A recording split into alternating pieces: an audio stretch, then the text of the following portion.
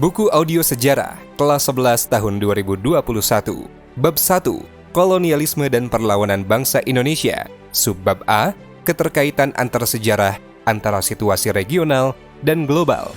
Bagian kedua, kalian akan menyimak pembahasan mengenai penguasaan Konstantinopel oleh Turki Utsmani dan pelayaran dunia.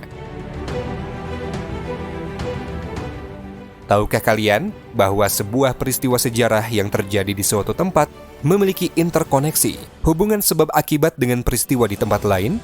Peristiwa besar yang terjadi di Eropa, seperti dikuasainya Konstantinopel oleh Turki Utsmani, ternyata dapat mempengaruhi jalannya roda sejarah dunia, termasuk Indonesia. Ada sebuah lukisan yang menggambarkan peperangan Konstantinopel yang terjadi di dalam kota. Konstantinus digambarkan sedang menunggangi kuda berwarna putih dengan pedang pada tangan kanannya, bertempur dengan pasukan dari Turki Utsmania. Pertempuran pada lukisan digambarkan dengan sengit sekali dan cukup mengerikan, dengan berbagai senjata yang digunakan oleh kedua pasukan. Semoga dunia ini terus berada di dalam kedamaian ya. Selanjutnya, kalian akan menyimak materi berkaitan dengan peristiwa pada lukisan tersebut. Tetap fokus dan selamat menyimak.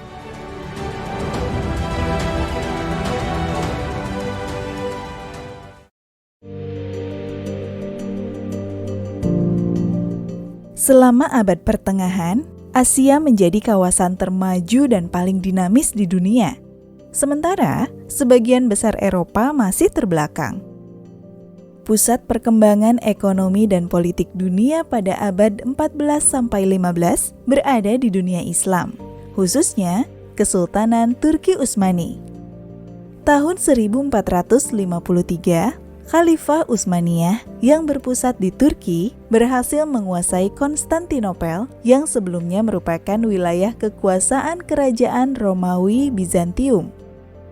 Konstantinopel sejak lama memang menjadi rebutan, bukan hanya karena kejayaannya, namun karena kota ini merupakan salah satu titik penting untuk menyambungkan jalur perdagangan darat dari benua Eropa dan Asia.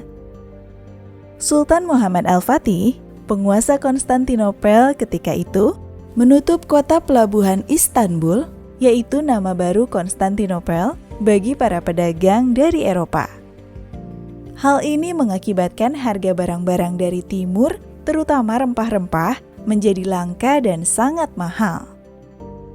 Hal tersebut membuat pedagang-pedagang Eropa mengalami kesulitan untuk mendapatkan barang-barang dagang yang sangat mereka butuhkan dari para pedagang Asia. Rempah-rempah merupakan bahan baku yang berharga di Eropa. Mereka menjadikannya sebagai bahan pembuat obat, parfum, makanan, dan yang terpenting adalah untuk mengawetkan makanan. Didorong oleh situasi tersebut, muncul keinginan orang-orang Eropa untuk mencari rempah-rempah langsung ke negeri asalnya. Orang-orang Eropa sebelumnya memiliki ketakutan untuk menggunakan jalur laut.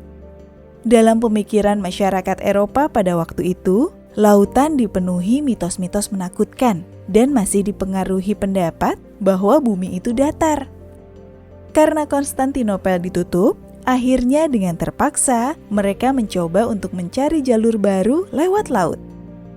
Orang-orang Eropa akhirnya mulai melakukan berbagai penelitian tentang rahasia alam.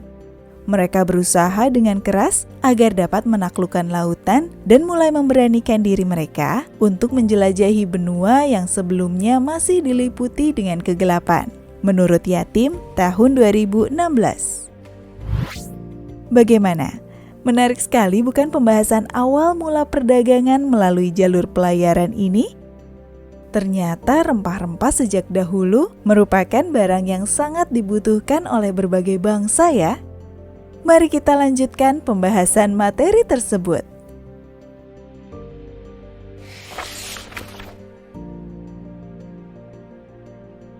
Ludovico di Varthema, mantan serdadu yang berasal dari kota Bologna, Italia, pada akhir tahun 1502 bertekad melakukan penjelajahan untuk mencari kepulauan rempah. Ia menuliskan perjalanannya dalam jurnal yang berjudul Itinerario de Ludovico di Varthema Bolognese. Buku itu terbit pertama kali di Roma pada tahun 1510 dalam perjalanannya pada tahun 1506 dari Kalimantan ke Pulau Jawa. Perjalanan menuju Jawa ditempuh selama 5 hari. Sang nahkoda, yang kemungkinan orang Melayu, ternyata sudah memiliki kompas dan peta dengan garis melintang dan memanjang. Dia berkata kepada Vartema bahwa di sisi selatan Jawa terdapat jalur pelayaran menuju pulau lain. Pulau tersebut memiliki siang hari yang tidak lebih dari 4 jam. Ungkap sang nahkoda kepadanya, dan lebih dingin daripada di bagian dunia lainnya. Menurut Tamrin, tahun 2017. Apakah yang dimaksud nahkoda itu adalah pulau Australia? Nah, teman-teman, arah mata angin memiliki sebutan lokal dengan beragam istilah di beberapa tempat di Indonesia. Hal tersebut menandakan Indonesia memiliki ragam pengetahuan yang memiliki kekhasan di wilayah masing-masing. Bentuk arah mata angin pada umumnya dapat digambarkan seperti lingkaran kue yang dibagi 4 sama rata. Nah, garis-garis potongan pada kue tadi menunjukkan arah mata angin yang dituju. Garis menuju ke atas menunjukkan arah utara. Garis ke bawah menunjukkan arah selatan. Garis ke sebelah kiri menunjukkan arah barat. Dan terakhir, garis ke sebelah kanan menunjukkan arah timur. Untuk lebih jelasnya, kalian dapat melihat gambar 1.5 pada halaman 11. Jika kesulitan, kalian dapat meminta bantuan teman, guru, atau orang tua kalian di rumah. Terkait dengan pengetahuan pelayaran, tercatat dalam sumber-sumber barat bahwa kemampuan navigasi mualim-mualim Indonesia sangat mumpuni. Mualim Ibnu Majid yang mengantarkan Vasco da Gama dari Malindi pantai timur Afrika sampai ke Kalkut juga terlihat tidak asing dengan peralatan nautika yang dibawa orang Portugis, Lapian, tahun 2008. Galangan kapal di Jawa juga terkenal di Asia Tenggara, khususnya pada abad ke-16. Ada sumber Belanda yang menyebutkan bahwa pada abad ke-16-17, Lasem merupakan pusat dari industri galangan kapal, sedangkan di bagian timur Kepulauan Indonesia, Pulau K menjadi pusat galangan kapal. Teman-teman, apakah kalian tahu negara Eropa mana yang pertama kali memulai misi pelayaran dalam mencari negeri asal dari rempah-rempah? Kalian akan menemukannya dalam pembahasan berikut ini.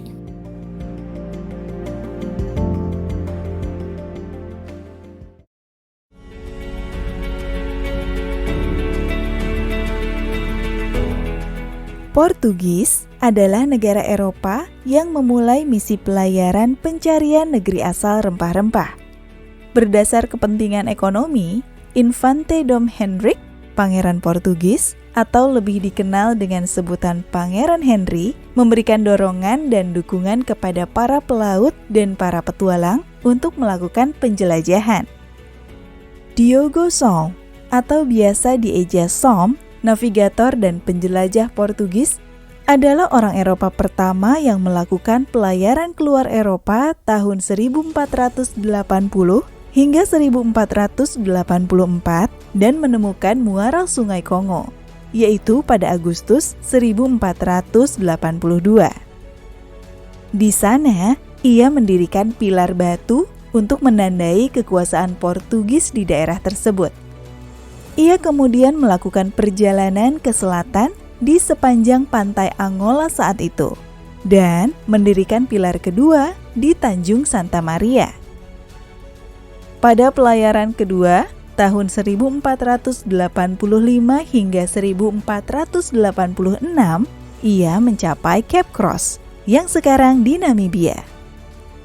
Jalurnya kemudian diikuti oleh Bartolomeu Dias pada 1487 yang mengitari Tanjung Harapan dan memasuki perairan Samudra Hindia.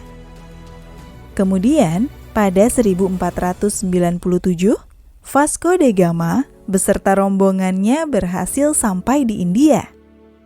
Nama penjelajah Portugis lain yang paling berpengaruh adalah Alfonso de Albuquerque. Menjabat sebagai seorang panglima perang angkatan laut, ia membawa misi untuk membangun pangkalan-pangkalan militer dengan membawa pasukan perang yang diperkirakan paling besar pada saat itu. Pada sekitar tahun 1503, ia berlayar menuju India dan berhasil menaklukkan Goa di pantai barat India 7 tahun kemudian. Tujuan dari diciptakannya pangkalan-pangkalan militer ini adalah agar Portugis dapat menguasai perdagangan Asia. Pada tahun 1510, Portugis mengalami banyak sekali peperangan dengan teknologi-teknologi militer canggih yang mereka siapkan. Salah satu wilayah yang disasar untuk dikuasai adalah Kerajaan Malaka.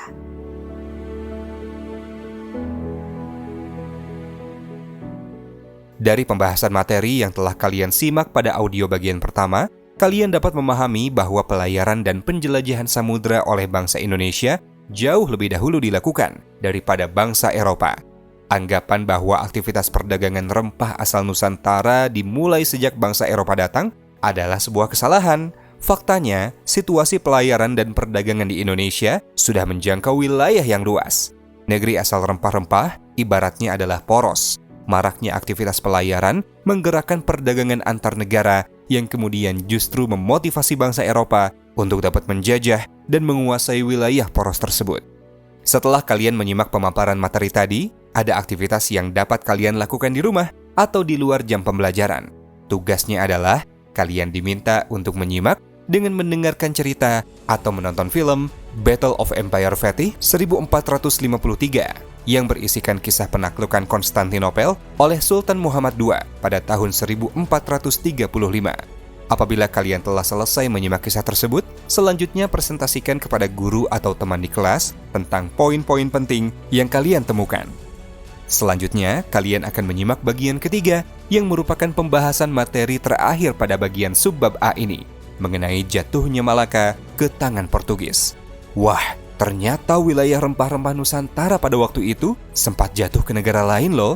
Terdengar sangat menarik bukan? Sampai jumpa pada audio materi berikutnya ya.